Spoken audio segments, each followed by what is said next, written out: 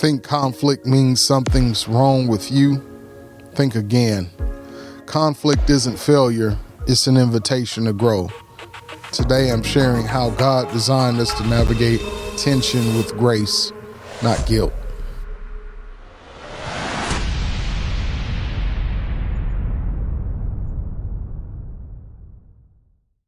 Welcome to the Truth Be Told project, where we help you live according to your intended design, God's design, and not by default. In today's episode, we're talking about conflict. Yep, you heard that right.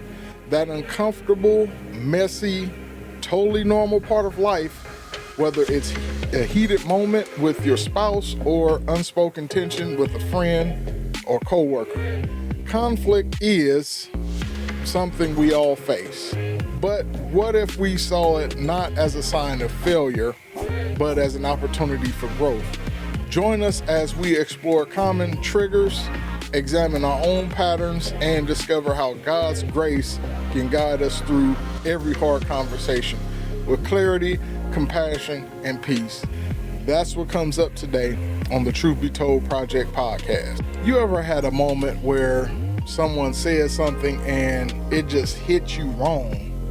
Maybe it was a friend, maybe it was your spouse, maybe it was a coworker, and suddenly the air gets tense. You replay that moment in your head a dozen times thinking, was I overreacting? Were they being rude? Were they getting out of pocket? What just happened? If that sounds familiar, you're not alone. Conflict happens to everyone. It shows up in our families, our friendships, our churches, and even inside our own thoughts.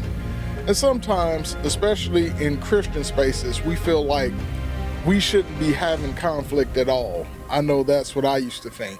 Like, if we just prayed more or had more faith, we live in some constant state of peace and harmony. But let's be honest, we're human. We've got emotions and wounds that collide with other people's emotions, experiences, and wounds. And that's where the friction begins.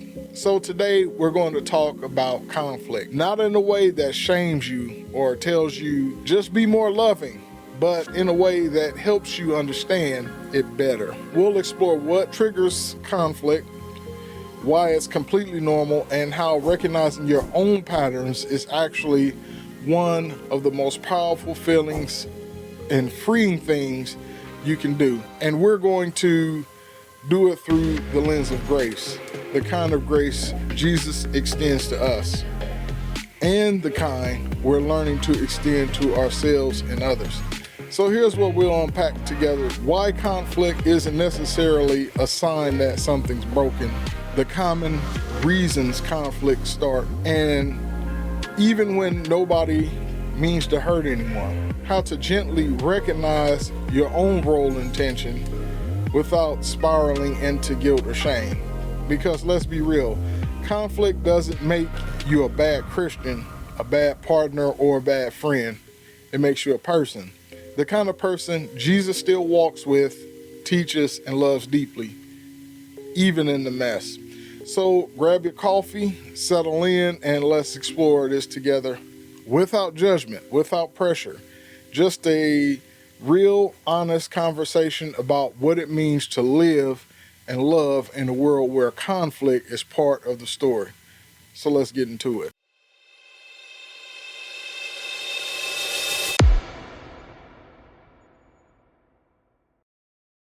Let's start with something simple but powerful.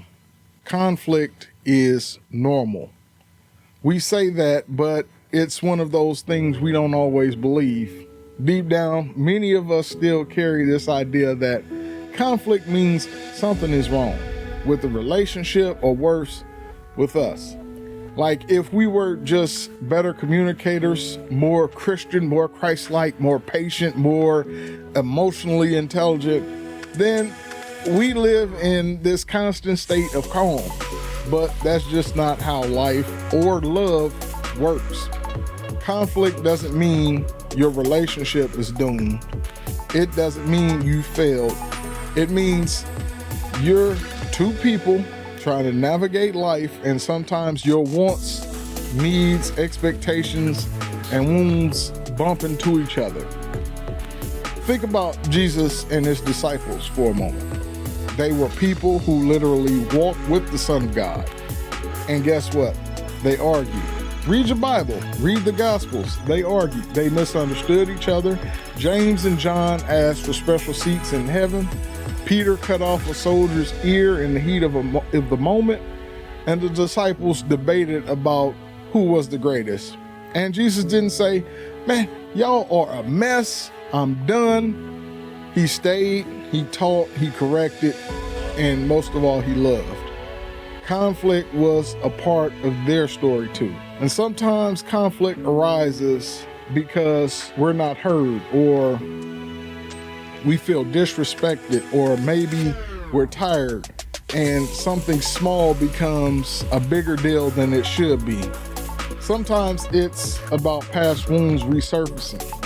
Maybe a tone of voice that reminds you of how your dad used to speak to you when he was angry, or a sudden shutdown from your partner that triggers old abandonment fears. These moments don't just happen in toxic relationships. They happen in normal, healthy ones too. And when we label all conflict as quote unquote bad, we shut down the chance to learn from it, to lean in, to grow. Conflict can actually be a signal, not a disaster, but of opportunity, an invitation to explore something deeper, a place to practice love, truth, patience, and grace.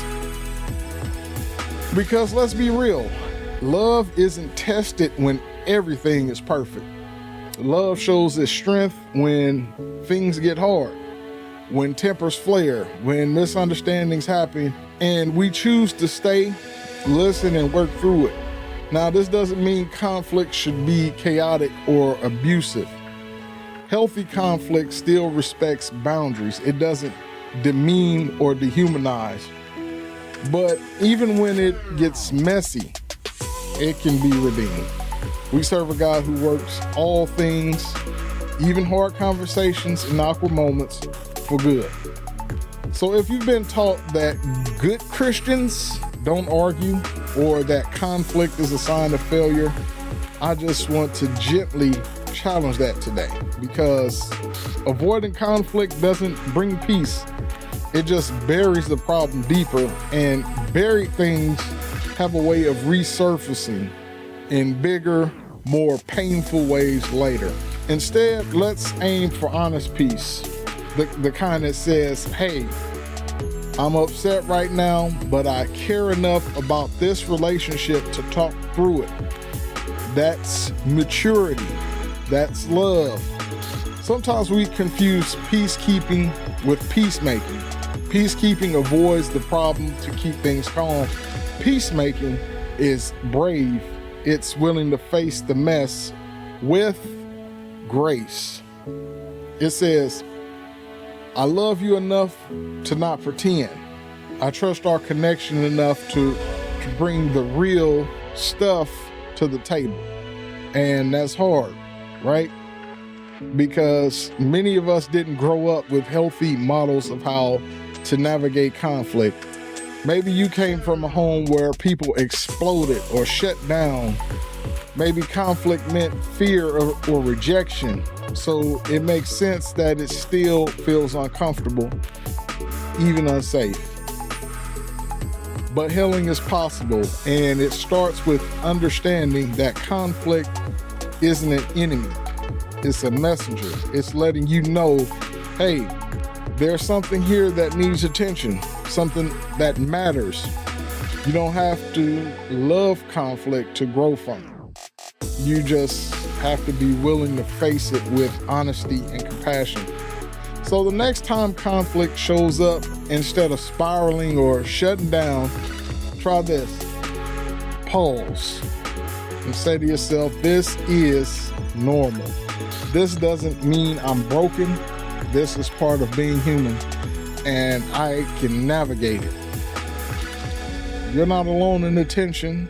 God is present even in the uncomfortable. He's not waiting on the other side of resolution. He's right there in the middle, whispering wisdom, grace, and truth into your heart. It's not about changing who you are, but about recognizing, oh, they're not being distant, they're just thinking, or they're not attacking me, they're just direct. And that changes everything. So the next time conflict bubbles up, pause, take a breath, ask yourself, what expectations did I have? And did I communicate them? You also need to ask, what story am I telling myself about this? Could this be triggered by something deeper, even if it's not immediately obvious? And when we understand those triggers, we're way better equipped to respond with clarity instead of confusion and grace instead of defensiveness. So let's start with a big one, unmet expectations. This one sneaks in all the time. Maybe you expected your partner to help with dinner, but they walked in, sat on the couch, and scrolled on their phone. Or you expected a friend to call you back after a tough day, and they didn't. Boom. Now you're hurt. They're confused, and neither of you really knows how it escalated. Unspoken expectations are especially dangerous. If we never communicate them, people don't even know they've let us down, but we're still mad. We end up punishing them for breaking rules they didn't even know existed. Another major trigger, assumptions. We're all storytellers, even if we don't realize it. Something happens and we create a whole internal narrative. He didn't text back, she didn't text back. He's ignoring me, she's ignoring me. He must be mad, or she must be mad, or she rolled her eyes, she thinks I'm stupid, or anything like that. And before we know it, we're reacting to a story, not a fact. Assumptions rob us of clarity. They close the door on curiosity, but when we pause and ask questions instead of jumping to conclusions, we often find that the truth is way less dramatic than we imagine. Then there's past wounds. Sometimes conflict has less to do with the present moment and more to do with past pain that's being touched. Maybe your partner says something critical and it reminds you of being judged by a parent, or your coworker dismisses your idea and suddenly been flooded with memories of never feeling good enough. When we notice, wow, that really stung, and it might be hitting deeper than just this moment, we can respond more intentionally instead of reacting out of old survival patterns. Another common trigger, feeling unseen or unvalued. This one shows up a lot in marriages, friendships, even church communities. We want to know we matter, we want to feel heard, and when we don't, when someone interrupts us, ignores our needs, and forgets something important to us, it can feel like rejection, even if it wasn't meant that way. And then here's something important. Your triggers aren't weaknesses, they're signals. Of course, conflict also shows because of external stress. When we're hungry, tired, anxious, or overwhelmed, our tolerance goes way down. That's not a character flaw, that's biology. So sometimes it's not about the issue at all. It's about the state we're in when the issue hits. That's why being well rested, well fed, and emotionally supported isn't just good for you, it's good for your relationships too.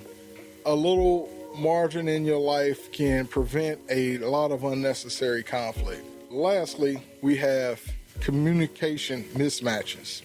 This is a biggie. Some people are processors. They need time to think before they speak. That's me. I have to think before I speak. Others are external processors. They need to talk it out in real time. Some value honesty above harmony. Others prioritize keeping the peace. When these styles clash, it's easy to assume the other person doesn't care or isn't trying, even when in reality, they're just wired different. They're not being distant, they're just thinking, or they're not attacking me, they're just direct. And that changes everything. Learning each other's styles in your own creates space for grace, and that changes everything. So the next time conflict bubbles up, pause, take a breath, ask yourself, what expectations did I have, and did I communicate them? You also need to ask, what story am I telling myself about this? Am I tired? Are we just speaking different emotional languages? These little check-ins don't erase conflict, but they soften it. They help you approach the moment with compassion, both for yourself and the other person. And that's what it's all about at the end of the day. Am I tired, overwhelmed, or in a bad headspace right now?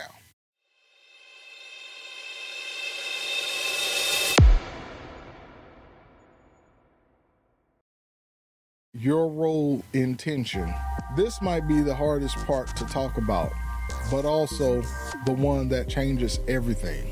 What if we played a role in the very tension we're feeling? And now hear me out. This isn't about blaming ourselves or taking on more than we should. It's about owning our piece of the puzzle so we can actually experience more peace and freedom in our relationship. And here's the truth. Most conflict is co-created. Not always equally, not always intentionally, but still co-created. And when we stop pointing fingers only outward and start getting curious about what's going on the inside, that's when growth begins. The Bible talks about this kind of reflection in Matthew chapter 7. Jesus says to first take the plank out of our own eye before addressing the speck in someone else's. That's not to say the other person has no fault, but it reminds us to start with self-awareness. So let's ask a bold question. What's my part in this conflict? Sometimes it's a pattern we didn't know we had. Maybe we interrupt without realizing it. Maybe we get defensive when we feel misunderstood. Maybe we shut down when someone raises their voice, not because we're trying to be difficult, but because it feels safer. These responses often come from past experiences, but just because something is understandable doesn't mean it's unchangeable. We can bring these patterns to the light with compassion, not condemnation, and begin to rewrite them. Other times, our role in conflict shows up in how we communicate. Do we leave things bottled up until we explode? I've done that plenty of times. Do we use sarcasm as a shield? I've done that also plenty of times. Do we assume people should just know how we feel? I've assumed that many a times. These habits might be subtle, but they can create tension over time. And here's where the Christian perspective brings hope. We're not stuck. With the help of the Holy Spirit, we can become more gentle, more honest, more aware. Not perfect, but transformed. Self-awareness is one of the most loving gifts we can offer in any relationship, because when we own our stuff, we create space for real connection. We stop reacting from ego or fear and start engaging with humility and care. And I know this isn't easy. It takes courage to say, yeah, I think I escalated that, or I shut down. I want to do better. But that kind of honesty is powerful. It builds trust. It says, I care enough about this connection to grow through the hard parts. It's also okay to realize that you don't have the full picture, that your perception, while valid, may not be the whole truth. That's why curiosity is your superpower. Instead of assuming, ask. Instead of defending, explore. Help me understand what you were feeling when you said that. That one sentence can shift the entire dynamic. You're not weak for taking responsibility. You're strong for stepping out of the blame cycle, the blame game, part of human nature. We see that in the book of Genesis. Adam blamed Eve, Eve blamed the devil, Adam blamed God for giving him Eve, and so on and so forth. The blame cycle is a part of human nature. But when you take responsibility, you're strong, taking a strong approach. You're living the gospel, extending grace, seeking truth, and showing up with humility. And let's be real, we all have blind spots. That's part of being human. The more we ask God to search our hearts, the more he gently reveals things that don't need to stay hidden, not to shame us, but to set us free. Psalm 139 says, "Search me, God, and know my heart. See if there is any offensive way in me, and lead me in the way everlasting." That's not a prayer of guilt. That's a prayer of growth. And if you're thinking, okay, but what if the other person never owns their part? It's hard. I get it. Believe me, I get it.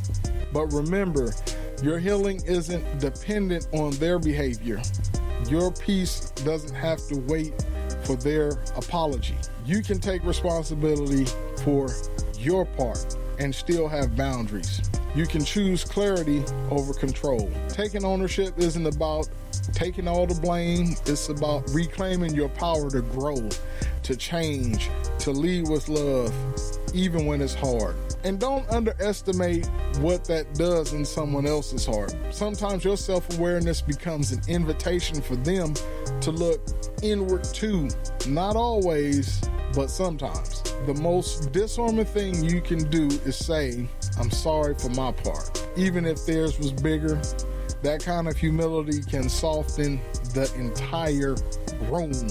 So let's be people who don't just look outward, but inward. People who ask hard questions, tell the truth gently, and trust God to do the deep heart work in us and through us. You don't have to be perfect. You just have to be willing.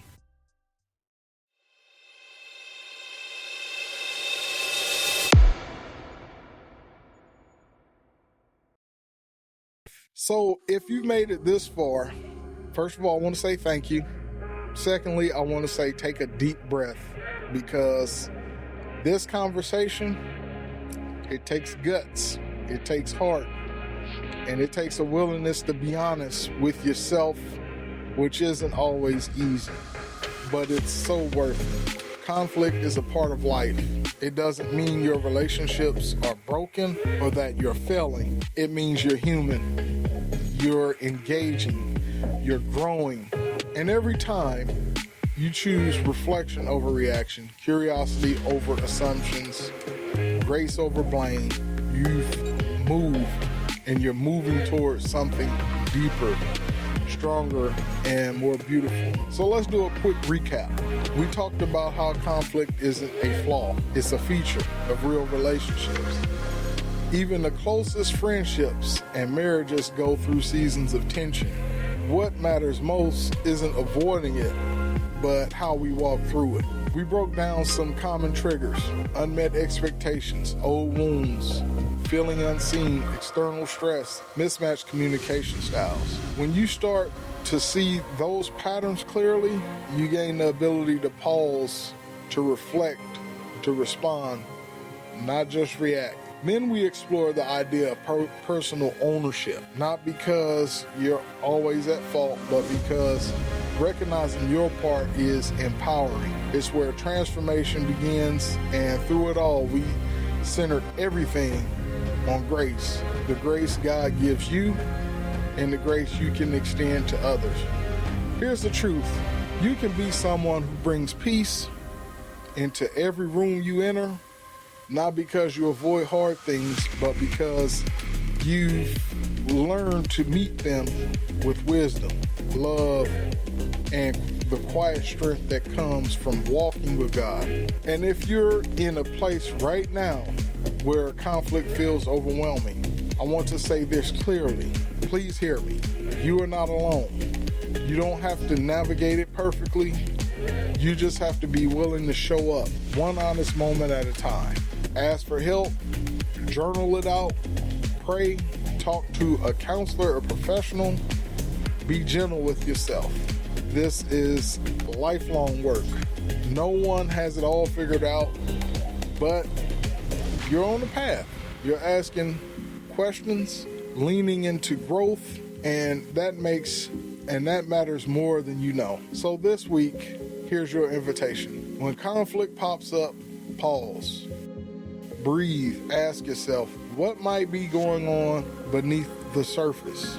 Get curious about yourself, about the other person, about the story you're telling yourself. Speak gently, even when you're frustrated. Set boundaries with love and own your part without shame. And through it all, keep grace at the center. Grace for them, grace for you, grace for the messy middle where growth is born.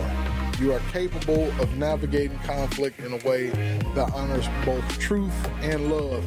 You don't need to be perfect, just present, just willing. If this episode spoke to you, would you share it with someone who needs to hear it? Maybe a friend, a small group, a family member who's wrestling with a hard relationship. Let's keep the conversation going, because healing multiplies when we walk through it together. And hey, if you haven't already, make sure to subscribe to the podcast or to the YouTube channel so you never miss an episode. We've got more honest, grace-filled conversations coming your way. Thanks for listening. You're doing better than you think. Keep going. Remember, don't just live by default, live by design. God's design. Peace.